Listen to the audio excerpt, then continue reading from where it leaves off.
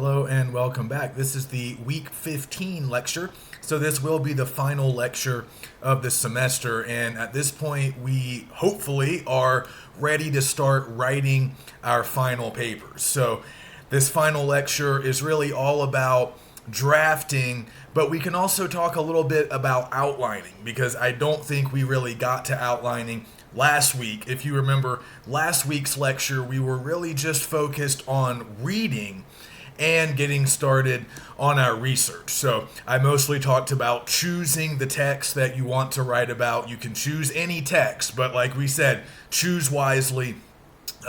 Choose something that you're actually interested and want to write about. And then we talked a little bit about taking notes as you read, being a careful, critical reader, underlining, annotating, and then getting started on research. Once you know your topic, you know your text, you can start looking for some outside sources written about that text. Or if there hasn't been a lot written about your chosen text, you can find sources that discuss the historical context, or perhaps shed some light on certain ideas or events that we see in the text.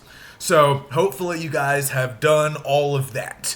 And if you noticed at the end of week 14, we had outlines due. I'm not sure if I mentioned that last week. I should have. I'm not sure that I really got around to it. So I looked on Sunday at the very end of week 14 to see how many people had already submitted outlines because I was thinking about giving you guys a few more days to complete them. And when I checked early on Sunday, I only saw a couple of outlines that had been submitted. So it's fine if you've already done it, but I have a feeling, I get the sense that maybe some of us are still at the outlining stage of the writing process right now, and that's fine. So I went ahead and extended the deadline for the outlines. They are now due on Wednesday of this week, of week 15. Okay, so that means the 11th, I believe. That is Wednesday of week 15. So I wanted to give you guys a few additional days to finish outlining. Because for a paper like this, for a paper of this length, a paper of this scope, a paper that's asking you to engage in pretty close literary analysis, you need to plan it. So we're going to talk a little bit more about planning your paper today. It's okay if we're outlining during the early part of the week, but then we need to get those outlines in by the middle of the week, and then by the end of the week, we should be drafting. We should be working on a rough draft. It's not going to be the final draft that we submit ultimately for the final grade. It will be a rough draft, a completed rough draft, hopefully, by the end of the week that we can work with and ultimately revise, edit, and turn into a final draft that we can submit on May the 19th. That's when that's our final due date. So the schedule's pretty clear at this point. Last week, it was all about reading and research. This week, it's about outlining and working on your rough draft. Okay, so let's talk a little bit more about the outline. I've posted a sample outline in the modules. I assume most of you have seen that. It was in the week 14 module and it reappears this week in the week 15 module. You guys just take a look at that. You don't have to follow it necessarily in every way. I just wanted to model sort of what an outline should and can look like, and just showing you some of the things that you need to do in this paper. Just sort of a reminder of some of the required moves that you have to make, things that you have to include for this assignment. So, outlining is a pretty informal, personal process. So I like to post sample outlines, but everybody really outlines in their own way. Everybody has their own outlining style. So hopefully when you read your text, you took some notes like we talked about last week. You at least underlined some key passages, maybe jotted down some observations and ideas. So if you've done that, it's time to start outlining. And again, I know some of us already have, but if you haven't yet, you should approach outlining with a pretty open mind, but also in kind of a relaxed state of mind, because outlining is really just for you. So even though you are submitting your outlines, ultimately, I'm not going to be criticizing them or really looking at them, super critically, really, just in general, because it's a completion grade. I just want to see that you guys are outlining, that you are planning your papers, you're thinking about your papers, you're thinking about what you're going to do in each paragraph of your paper. I don't care so much about what the outline looks like or what style, what format you're using. I just want to see some planning. I want to see some organizing.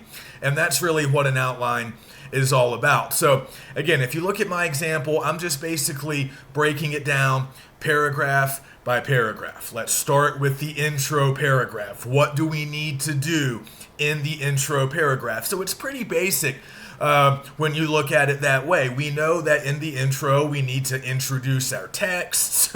We need to kind of introduce our argument. That's where the thesis statement comes in. So we're establishing what we're talking about, what our position is. We're setting things up for the rest of the paper. We know that. We've kind of done this before, in previous English classes. Like I've said, I want you guys to think back to 102.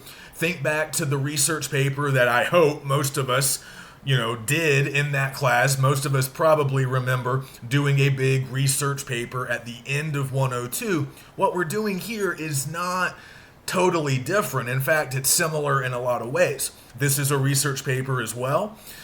We are developing an argument here, just like we did in 102. So really, the type of paper that we're writing is similar, except now our topics are different, right? For 102, people typically choose like big issues or controversies that are going on in society. Here, we're working with works of literature, so obviously we're going to be doing literary analysis, which is not necessarily what we were doing in our 102 papers, but the idea of developing an argument in a lot of body paragraphs and incorporating outside research to help make that argument, that's very much the same now as it was then in 102. So just keep that in mind. This isn't a totally different thing for us. And we've also been practicing the literary analysis with our previous critical response papers. So we're doing that same kind of work now, but it's just on a bigger scale. It's a bigger paper. Our argument needs to be bigger. It needs to be more detailed. We need to have more examples from our chosen text. And of course, once again, we are using research now from our outside sources. So because we have all of these moving parts, and this is simply a bigger, more complex paper than anything we've previously done, that really demands that we outline. All of those facts point to the reality that we need an outline. We need to get planned and organized for a paper like this. I know sometimes for short essays, we might feel like we can just sit down at the computer and hammer something out very quickly. Maybe that worked for critical responses. It probably worked for some of us with the alternative medias. Maybe we were able to do those relatively quickly. Even with those critical responses, you could probably use the old 5-paragraph model that we all remember from high school with your intro paragraph, 3 bodies, and a conclusion. Very short and sweet, 3 pages, you're finished. That's fine. If that's worked for you in the past, that's fine. But just understand that this assignment that we're working on now is different. It's longer, it has more requirements, it has higher expectations attached to it. So those old methods, sitting down the night before and cranking something out in an hour or two, probably not going to cut it here. So we often skip outlining if we're doing something short and sweet. But for this assignment, we need an outline. So, I want you guys to ultimately submit these, but I really don't care if you do it in a word processor, on a computer, or if you do it by hand. To be honest, I still outline by hand, often using just a little notepad like this one. So it's whatever you like. I mean, like I said, outlines are informal and they're highly personal. Everybody outlines in their own way. I like to just jot stuff down as it comes to me. So I do exactly what I'm doing in my sample outline. I go ahead and write the paragraphs that I know, or I write a little label for all the paragraphs that I know that I'm eventually going to have to write. So I might not know at this early stage exactly how many bodies I'm going to have, but I can sort of make an estimate. I know I'm going to need more than 2 or 3. So maybe I want to plan 4 or 5 for starters. And then if I need more later, I can always add more. So I know I'm going to need an intro paragraph, obviously. So I make a label for that. And then I might just jot down a few bullet points next to it. Like, okay, intro paragraph, what am I going to do? I'm going to do this, I'm going to do that, and I'm going to do this other thing. Okay? Introduce my text, introduce my critical approach, establish my thesis. Bang, bang, bang. Got it. I haven't written those sentences yet, but I have those bullet points. I have those little notes written down. Okay, now I move to the first body paragraph. Now this is important. What are we going to talk about in our bodies? We have to have some idea. So hopefully you've already been working closely with your text by this point. So you've already found some stuff. Now it's time to take some of your notes, some of the things that maybe you underlined when you were reading. Now it's time to take some of that and turn it into like supporting points, supporting claims that you can develop in your body paragraphs. Again, this might remind you of doing the research paper in 102. This is very much how I teach the research paper in 102. You take ideas, you take points that you want to make, and you turn them into the centerpieces of body paragraphs, and you develop those ideas or those claims with evidence. That's how we build bodies. It really doesn't matter what the topic is. That can always be a good organizational approach for a paper like this. So now we're just planning bodies. So in my first body, all right, I got a lot of examples of imagery that I want to talk about that I've underlined in the text.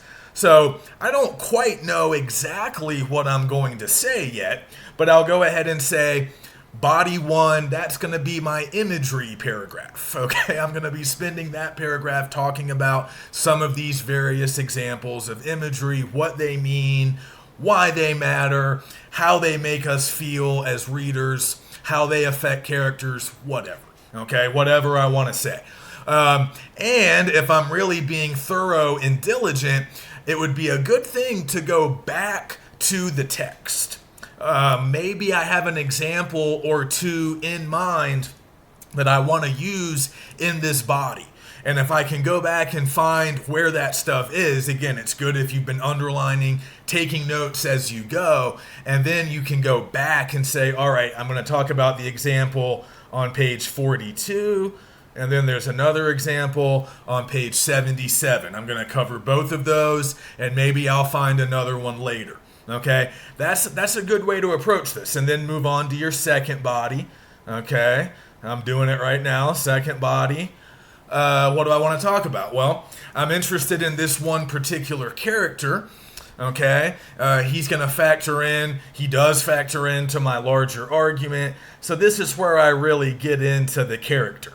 Okay, so I'm going to really dive into the character, his background, what he's all about, what he does, why he matters, how other people feel about him.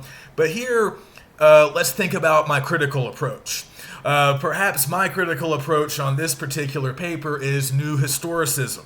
And that is a critical approach I've used before. It's very popular, as I mentioned a few weeks ago when I was lecturing on it. It's a very popular approach now. We always like to read literature through the lens of history. That's been a very traditional approach, the historical approach, using historical context to better understand the text we read. We've always done that.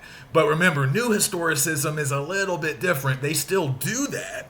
We're still looking at historical context, but new historicists think that history is kind of like literature, right? History is often written like literature, and they don't view history as always 100% true in every respect. They think there's always been that classic distinction where history was kind of privileged over literature back in the old days because, well, literature's made up, it's entertainment, and history's like real and true. So for a long time, history was kind of given more value.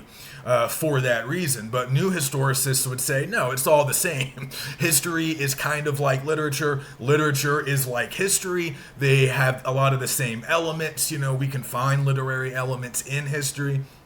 But also, we can, of course, still use the history to help us understand the literature. So let's say that's my critical approach. Well, so this book that I'm working with, I don't know, it's set in some previous era in history, and this character, is somehow connected to some interesting aspect of historical context, right? So maybe he's a soldier in Napoleon's army or something. I don't know. Whatever. So I'm talking about the character in my second body. Okay, fine.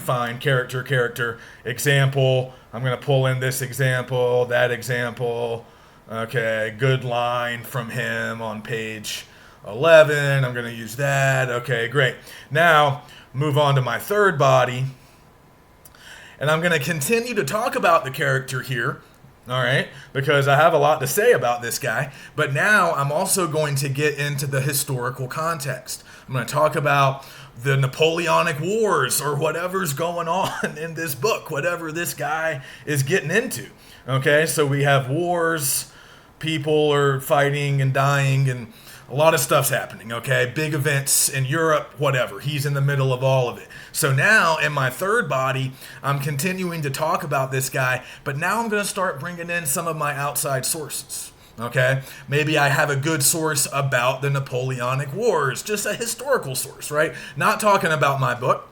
Just talking about the time period, the wars, what happens, who won the battle, what's happening, Napoleon goes to exile in what year, like all of the historical background that we kind of need to know in order to understand everything about this character and about the book and the themes of the book. So remember, the historical context has to matter. Like it has to drive the plot, or it has to be directly connected to the character. You have to show us that it matters. Don't just talk about the history because it's a way to take up space. You have to talk about the history and show us how that history drives the plot or affects characters or expresses the theme or does whatever it is that it does. Right? So I'm starting to get into some of that in the third body, but maybe I have a lot to say about the history, and I've already established that I'm using the new historicist approach. So maybe my fourth body, I'm still talking about some of the historical context, right? I got some other points I want to make about it, and I'm going to bring in another piece of evidence from a source, okay? So I'm planning that, fine. All right, and now my fifth body. I need at least 5 to begin with, so let's go ahead and plan a fifth one. Let's get back into the text now, and I'm going to analyze a particular scene, very important moment for this guy's character arc. I don't know, he's talking to his fiancée, a very important romantic scene. I'm going to quote some dialogue. What are they saying to one another? He has to go off to some foreign land to fight, and this is their parting conversation, and he's telling her that he's going to come back, but she doesn't think so. So I can dig into that scene. Maybe there's some figurative language that I can explore. Maybe there's imagery. Maybe there's other things that I want to talk about in relation to the characters, in relation to the plot, the theme, whatever. Your options are pretty limitless. You get to decide what you want to talk about, but you need a plan. And each paragraph needs to be about something, right? As I'm planning, I'm deciding what each body is going to do. My first body is going to cover imagery. My second body is going to introduce this really important character and maybe a little bit about historical context. My third and fourth bodies are largely going to be about the history. And then my fifth body is going to be about this specific scene and dialogue and the language that these characters are using, perhaps. And then I might even go ahead and plan a sixth body.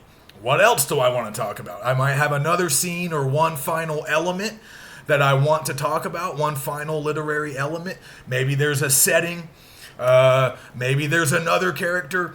Maybe there's some more figurative language or imagery or some irony, a paradox, whatever I want. I can build one more body, and now I have a pretty good plan. Okay, so I know what I'm doing in my intro, and I have 5 or 6 bodies where I know what I'm going to be talking about in those bodies, and I've even begun to plan some of the evidence that I'm going to bring in. Obviously, in that fifth body, I better go to that scene. I hopefully remember where it is. I've underlined it. I've already taken some notes on it, so I can go back to that scene. All right, so it takes place between page 50 and 57. Okay, whatever. I can't cover all 7 pages. What are the most important lines? What's the stuff I noticed when I was reading? A lot of times it's as simple as that. What jumped out to you? Right? What did you jot down? What did you highlight? Why did you highlight it? Why did it strike you as interesting, cool, or important? Now you get to express all of that in the paper. That's kind of how this works. So, all right, I'm going to talk about that scene. I know that. So I've written down all these notes, right? I'm going to use this source. I'm going to use this example from my chosen text. I haven't actually done all of that work yet, right? I haven't actually written all of those sentences and paragraphs yet. I've just jotted down some notes, some reminders, and a general heading for each paragraph that I plan to write. I might just have 2 or 3 little bullet points next to each paragraph, but at least now I have an idea, at least some idea, of what I'm going to be doing in the paper. You really have to get specific, detailed, and organized like this. Again, maybe not for a short paper, but for a paper of this length, you do. And you don't have to feel like you are married to the outline. You know, you can always make some changes. You can make some adjustments. Once you start writing, you might decide, you know what, that sixth body, I actually don't want to talk about this other character. I want to talk about something else. I want to talk about this symbol, this image, something else. I got a different idea, okay? That's fine. It's not too late to make some changes. You might end up rearranging the order of the bodies. You might say, you know what, I got to introduce this main character in the first body. I don't want to wait till the second body to get to him. So the imagery body can move, and I'm going to put the body where I get to talking about this guy, this character, I'm going to make that my first body. And the imagery body will come later, right? You can rearrange, you can make some changes like that later as you're drafting, and then even after you have a rough draft, when you're revising that draft, when you continue to work with that draft, you'll have plenty of time to make some of those changes. But it's just good to have a plan. And once you have a completed outline, and again, you need to have a plan for an intro, a concluding paragraph, you know you're going to need that, and at least 5, maybe 6 bodies. Once you have an outline like that, and you feel pretty good about it, that means you are ready to start drafting. Okay, so like I said, by the second half of the week, I hope that everybody can make the transition from outlining to drafting. And I will try to give you a little bit of feedback on your outlines. Probably not a lot. I'm just going to glance at them as soon as I can, maybe Thursday of week 15, because they're coming in Wednesday by midnight. So I'll just take a quick glance. Again, I would like you to at least be able to plug in your thesis. You know, you don't have to plug in all the things that you're planning to do, but it would be nice to have topic sentences, you know, for your bodies to kind of show me what each body that you're planning is going to be about. And then in that intro paragraph, you don't have to write it, but you might want to go ahead and plug in your tentative thesis statement? What is your reading? What is your original interpretation of this text? Remember, that's part of what we're doing here. I mean, we're conducting analysis throughout our body paragraphs. But remember, when it comes to our overall argument is really our original reading or interpretation of the text. Okay, and you need to express that, you need to articulate that in your thesis, and then you're going to develop it, prove it, illustrate it throughout your bodies, and then you wrap it up in your conclusion. So again, structurally, it's really no different from older, previous argumentative papers that you've written. It's just now you happen to be making an argument about a work of literature. But the nature of the argument itself doesn't really change. It's just, what you're making the argument about has changed. So you have to make some different moves compared to previous classes, but you're still developing the argument just like you would develop any argument. You gotta have reasons, you gotta have evidence, you gotta have well-developed, substantial body paragraphs. And again, for us, our evidence primarily should come from the text that we choose, our textual examples that we are putting into our paper, but then we can also find evidence in our outside sources as well.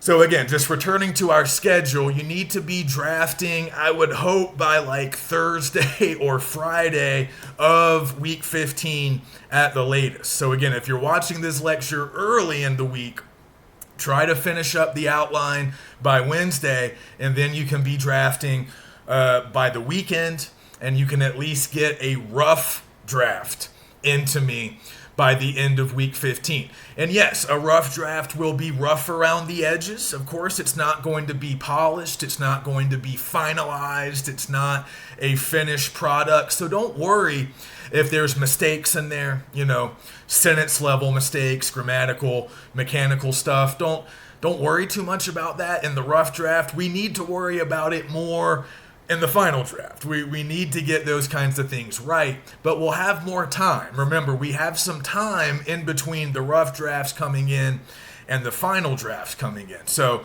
we're waiting, and we're going to do the final stage of the writing process, which is post-writing.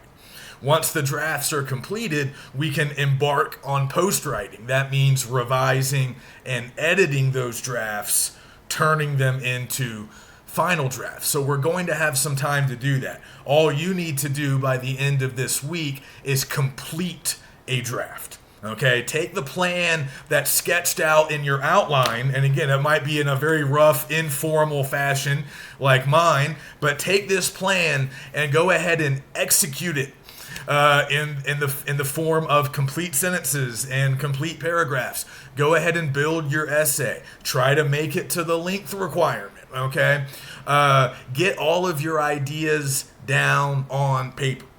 Even if you're not quite sure about the order of the paragraphs, maybe you're not sure if everything sounds good, maybe I need to keep working more with this paragraph or that paragraph, that's fine. There's still time to make those improvements, but don't save anything. I don't really, it's not as effective if you're like, hey, I got a great idea for a few more bodies, I just haven't written them yet. If they're not in the draft, you can't work with them yet. You're still trying to create them, and that's a little difficult once we move into the post-writing stage. So you need to have all of your content in the rough draft. Even if it doesn't sound great, it doesn't look great, it's not exactly how you want it yet, but the ideas are there. The paragraphs are there. You have enough content. Then we can work with those drafts and make them better. Okay, so just a few final tips. I want to keep this lecture short. I know last week was very long, but I had to cover research and reading, so there was kind of a lot to talk about. I want to keep this brief because by this point you guys are writing, or maybe by the time you watch this you are, and you kind of know what to do.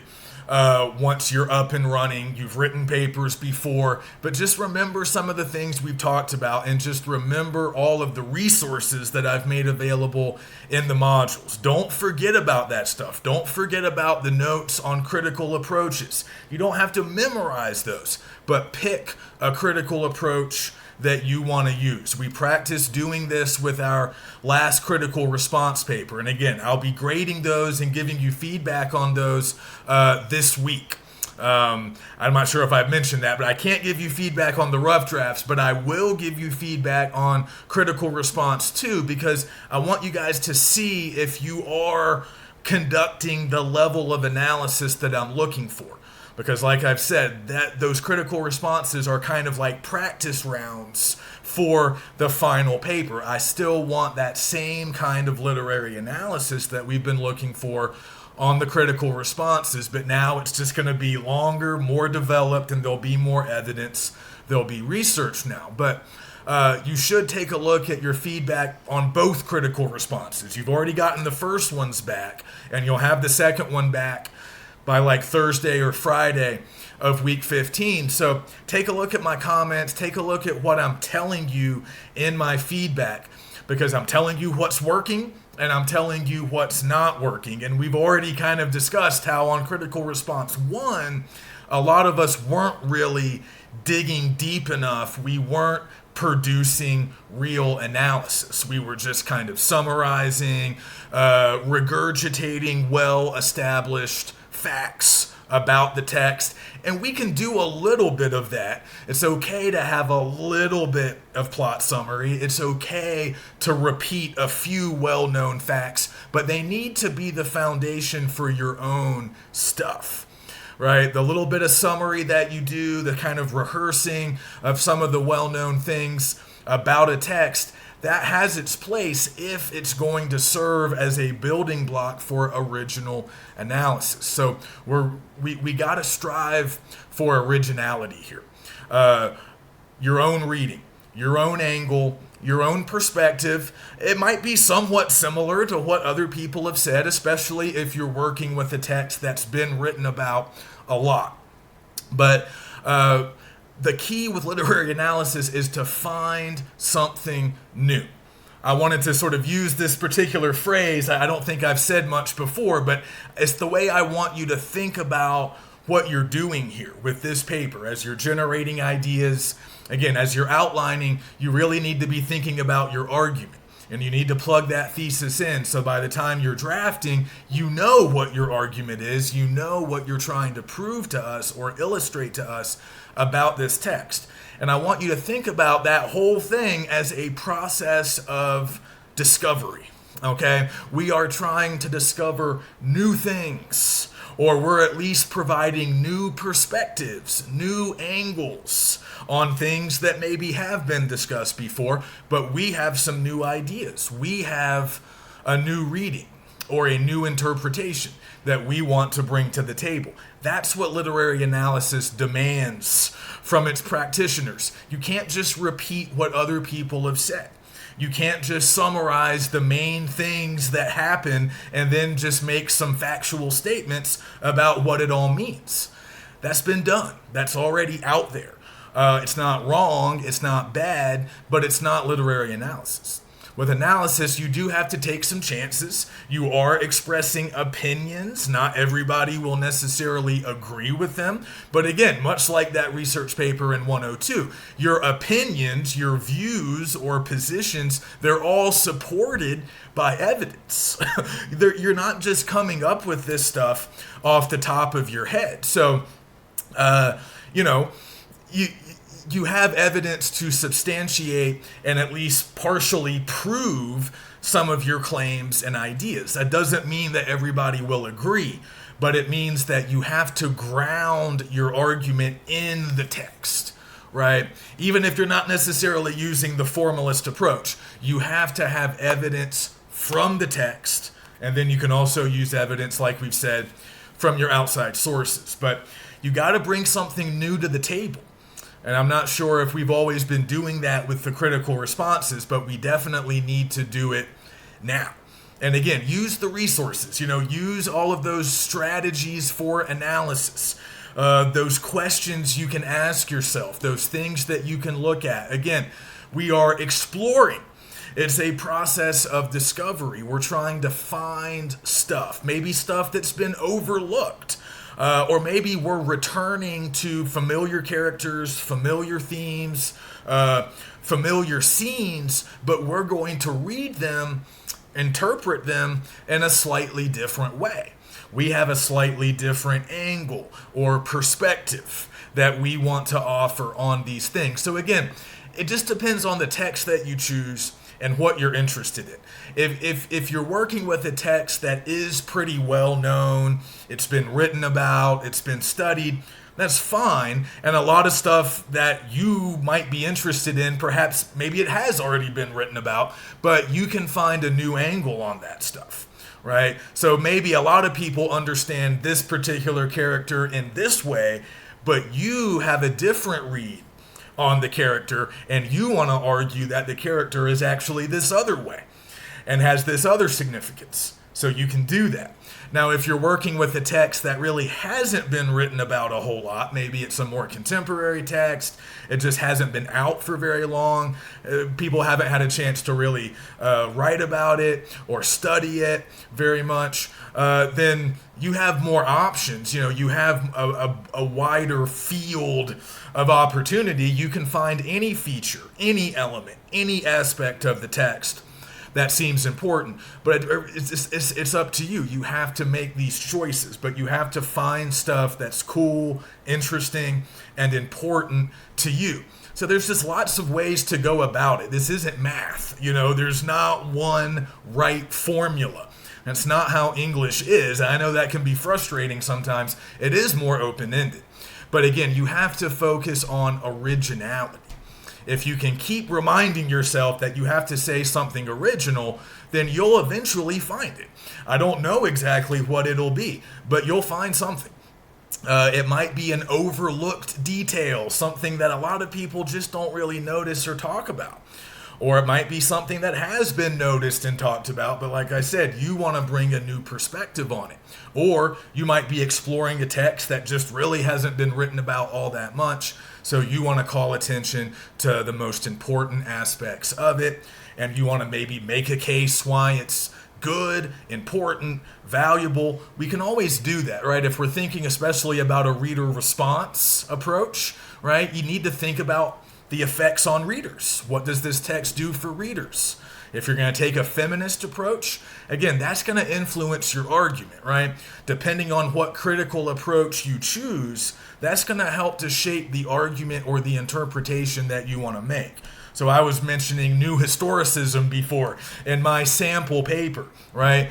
That's my critical approach. So that's shaping what I'm going to talk about. That's shaping the elements or the features of the text that I want to explore in my bodies. So you got to use the resources and get specific about exactly what you want to do. Choose a critical approach, okay, once you've chosen your text, of course, and then look at those critical strategies, ways to generate analysis, questions to ask, things to look for. Go through some of that. Go through some of those exercises, write down some stuff, and a lot of that stuff might end up in your outline, and then later it might also end up in your draft. So that's the way to start building analysis and to start building our bodies. That's what we have to do. So I wanted to end today by just kind of giving you a concrete example, because I know sometimes examples help. So I was really thinking hard all weekend, trying to remember a 200 level paper that I wrote when I was in college. I had to go far back in time to be able to remember. I don't remember all the details of the paper, but I remember enough just to kind of give you guys an example of how I approached a paper that is very similar to this paper. And I'm not saying this because I'm the greatest, just because it's an easy example and it's something that all of you are capable of doing. So I don't remember all the details, but this was a 200 level class that I was taking my freshman or sophomore year of college, and we read Frankenstein. I don't know if you guys can see it, We read Frankenstein, famous novel by Mary Shelley. We're all probably familiar with it, even if we haven't actually read it. But if you have read it, you might remember that before we actually get to chapter 1, before we get to Dr. Frankenstein, Victor Frankenstein's story, which begins chapter 1, we have this weird opening section. You might remember this if you've ever had to read the book. So there's a preface from the author, from Mary Shelley. That's pretty standard in books from this period. Even today, a lot of novels have prefaces. But then right after that, we have a series of letters. And these letters are written by Captain Walton, this ship captain who later will discover or find Dr. Frankenstein out in the Arctic. If you guys have ever actually read the book, or even if you've seen the movie, some of the movies feature this opening sequence, but it's kind of weird. It's this series of letters that Walton is writing to his sister in London, I think. And he's just describing his journey, and he's in Russia at first, and then they're getting on their boat and they're going up to the Arctic, and I can't remember what they're doing up there. It doesn't matter. But Walton is the one who finds Frankenstein, and they get him on board the ship. They save him. He probably would have died. He's emaciated. He's getting dragged along by these sled dogs. Most of the dogs are dead. It's a very desolate scene. He's close to death. They get him on board the ship. They get him some food, some sustenance, and he kind of revives, and he's able to pull through and survive. Then he kind of starts hanging out with Walton, and they just kind of become buddies or whatever. But anyway, Frankenstein ultimately will tell his story to Walton. So, and that's all the letters are, really. They're just setting it up. They're setting us up for the featured narrative that is narrated by Frankenstein, right? Beginning in chapter 1, the whole story about him creating the monster, and then all of his struggles with the monster later, which reach their culmination in the Arctic. So we get all that. But I decided, so we read the book, right? And then it came time to write the paper, and I decided to write my paper on Frankenstein because I liked the book a lot, and that was probably my favorite thing of whatever we had read that semester. But I was well aware that this is a very famous book, okay? It's been written about a lot. It's been studied, analyzed, taught a lot over the centuries, So I was trying to, throughout, it's 2 centuries almost. It's about 200 years old. I was well aware of that, so I knew I had to find a unique angle. I had to find something original. I couldn't just talk about the monster being scary or how Dr. Frankenstein starts out as kind of a likable, admirable character, but maybe takes a darker turn. Maybe it's not the monster's fault. All of that had been covered, right? I thought those things. I was aware of those things. The professor talked about those things, but I couldn't build my analysis around those things because those things had already been written about, proven, talked about to death, and already established, already done. So I had to find something new. So for me, that opening series of letters was my angle. That was my through line. That was my entry point because it was weird to me. And then we end up with Walton at the end, right? He's not featured in the story that Dr. Frankenstein tells, but he shows up again later to end the narrative, right? So it's his voice which begins the narrative, and the overall novel. He begins it and he ends it.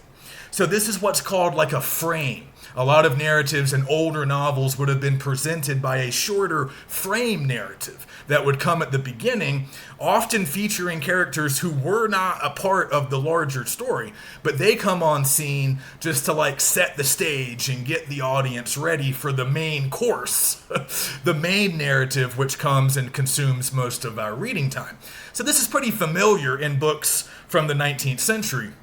But I just thought Walton was kind of a weird character, so I decided to write my paper about Walton and about the Arctic because I was struck by the setting.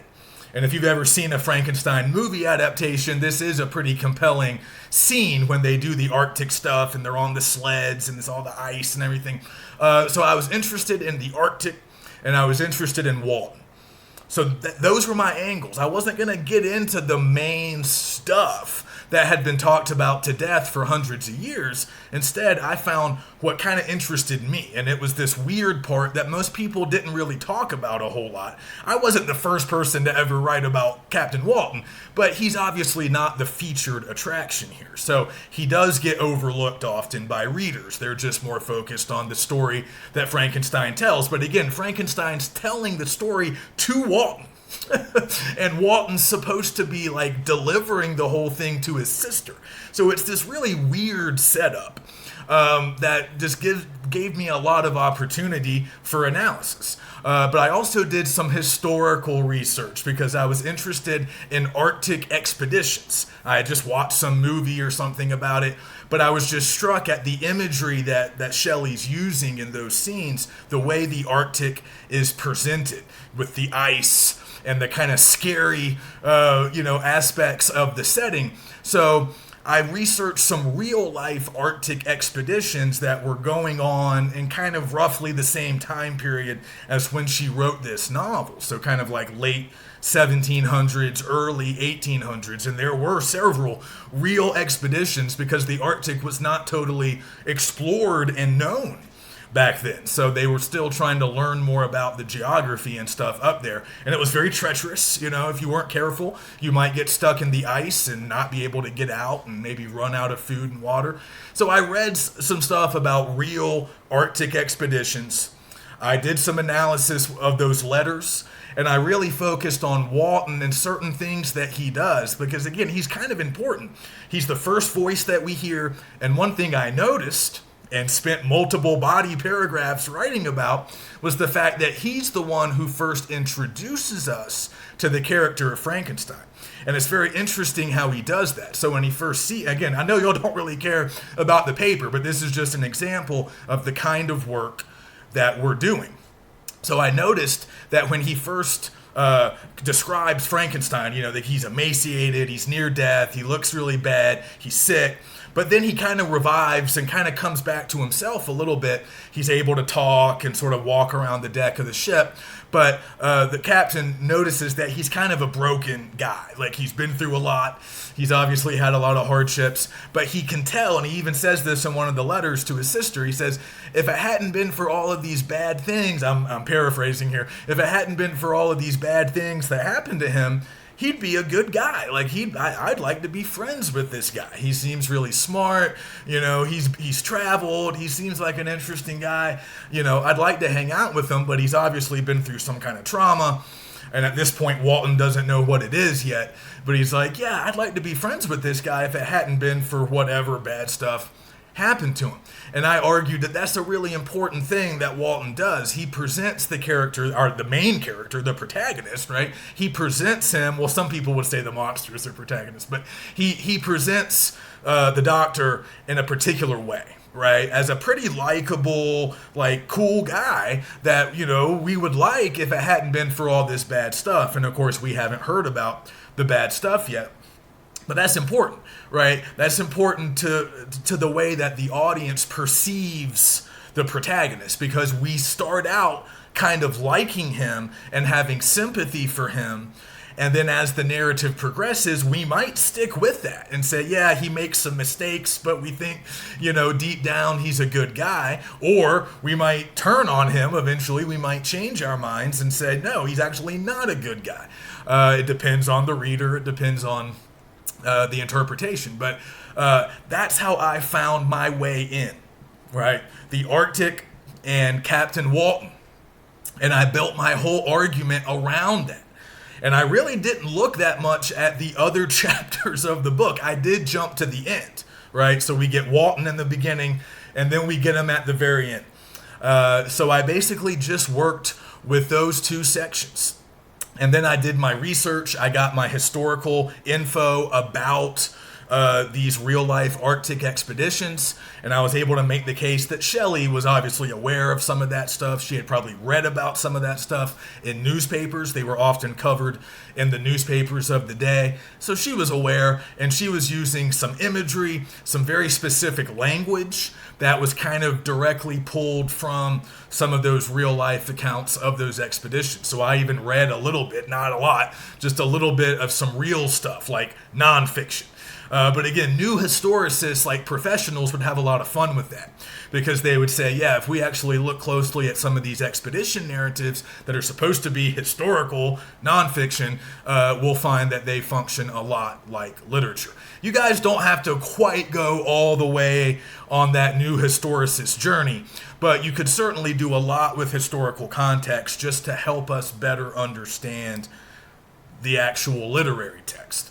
And that's what I did back in that paper. I don't think I knew what new historicism was really at that point, so I was just using a more sort of traditional historical approach, which is always a good way to generate analysis. But again, it's not enough to just say, look at this history. That's something. You have to make the history mean something to the literature, to the text, right? So for me, the real-life Arctic expeditions helped to create these two particular scenes that I looked at. And that's why it mattered for me. And then I had other paragraphs where I was just talking about Walton, and I got very specific about Walton's language. And that's something I would like you guys to do too, even if you're not going to use the formalist approach. I would like you to at least borrow a little bit of their close reading technique. And when you're looking at a particular scene or a particular exchange of dialogue, it would be great to really just, at least for one body paragraph, just think about the language in that particular scene. Again, that gives you a chance to talk about imagery, symbolism, irony, any kind of figurative language, metaphors, similes, hyperbole, personification, whatever you see there.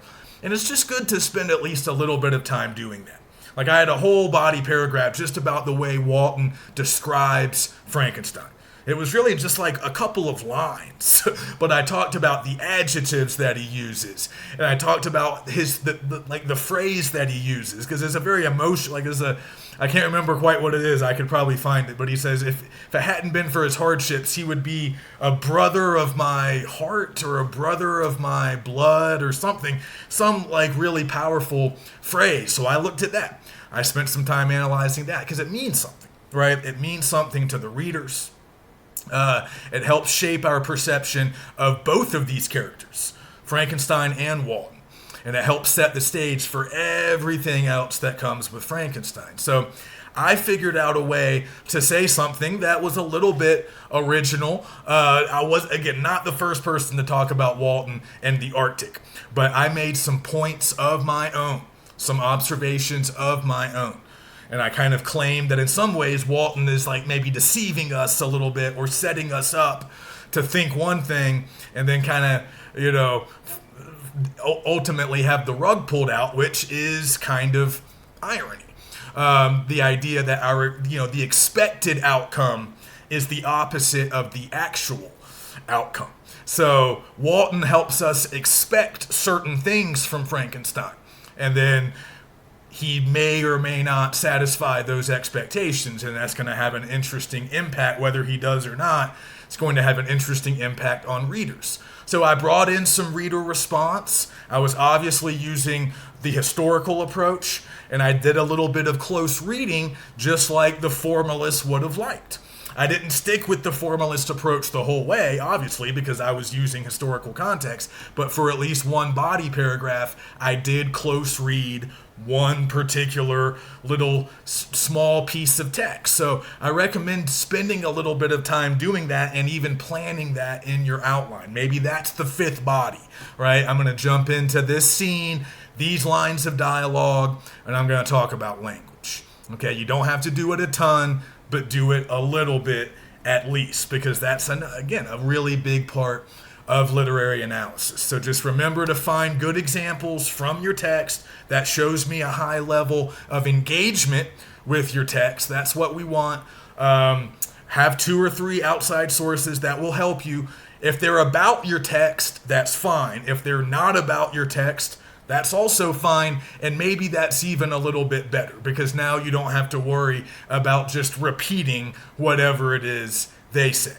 You can make your own interpretation, provide your own original analysis. And just a final thing, remember the importance of citations, okay? Just like 102, when you're citing anything from your chosen text or from your outside sources, you need in-text citations in the body of your paper.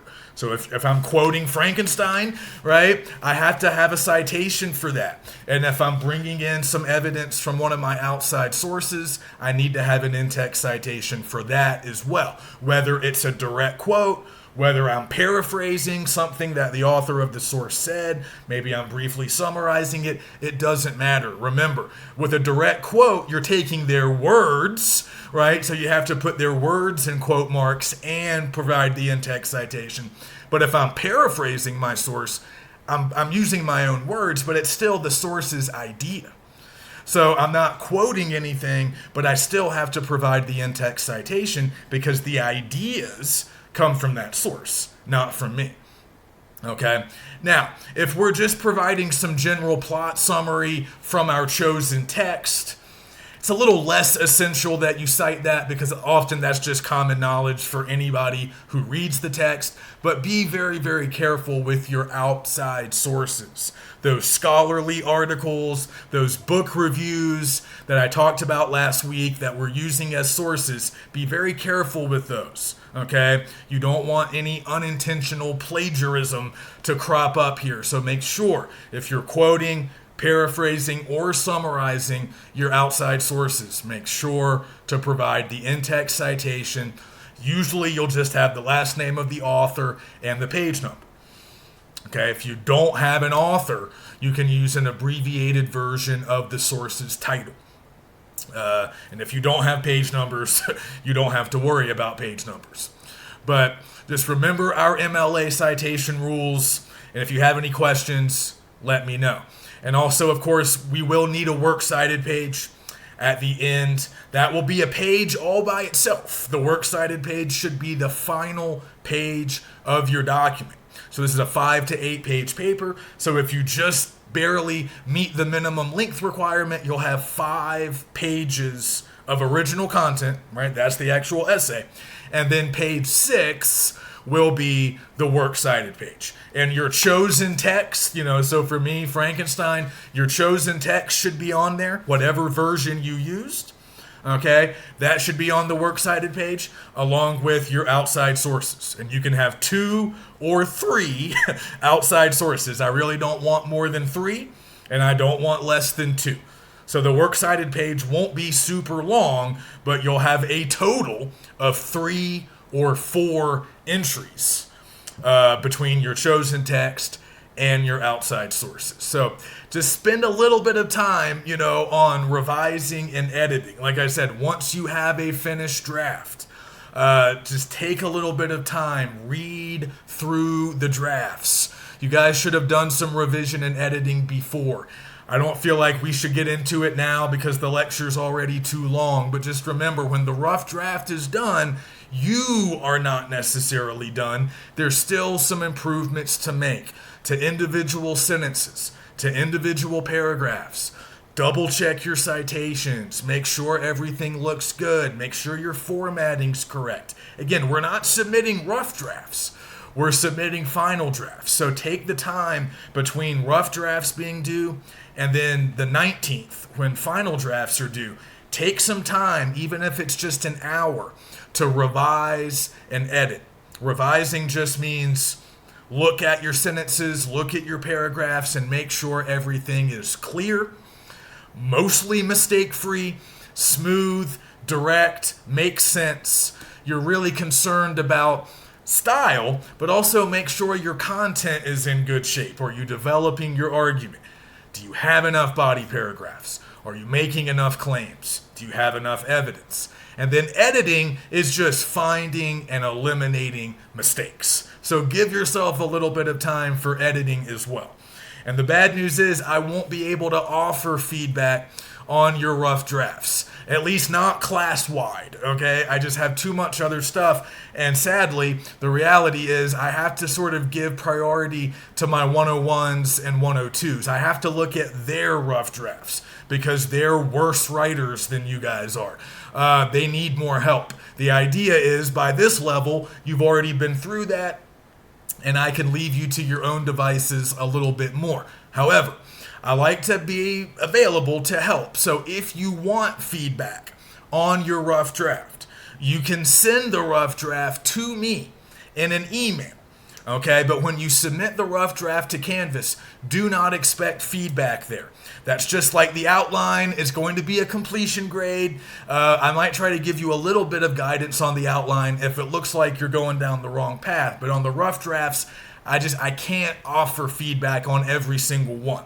But if you want feedback on yours, email me, send me the draft in that email, and I will offer feedback on a one-on-one individual basis. So I can't do 29, but I can probably do like 5 or 6, and that's usually the maximum number that I get. But of course, if I get more than that, I'll deal with it because I am making the offer. But if you want help on your rough draft, send it to me through an email, and I'll get it back to you promptly.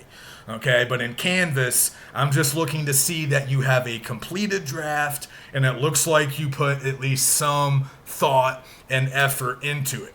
And if that's what it looks like, you'll get full credit on the rough draft. But don't assume that just because you got full credit on the rough draft, you can just turn in that same document and get the same grade or an equally good grade on the final draft. Okay, I expect more on the final draft, a higher level of polish. It needs to be clean, mostly mistake-free, and the citations need to be in order. You guys remember how important the citations are from 102. It doesn't change here. Anytime we're working with research, doing correct citations is not just good, it's essential. Okay, you can't get a passing grade on this paper if you don't provide citations, both in text and a works cited page. So if you have questions about that, if you need help with that, let me know. And again, try to get your citations into the rough draft. It would be great if you could even have a works cited page to go along with your rough draft. So if you do want help, if you want feedback from me, it would be great if I could see all of that. If I could see your citations, see if they look right. If you need to make corrections, changes, I can let you know. All right. So let me know if you have questions. Let me know if you want me to look at your rough draft. Otherwise, good luck. And I've enjoyed working with you guys this semester. I hope we all got something out of this class. And I hope I see some of you in future literature classes. And have a great summer.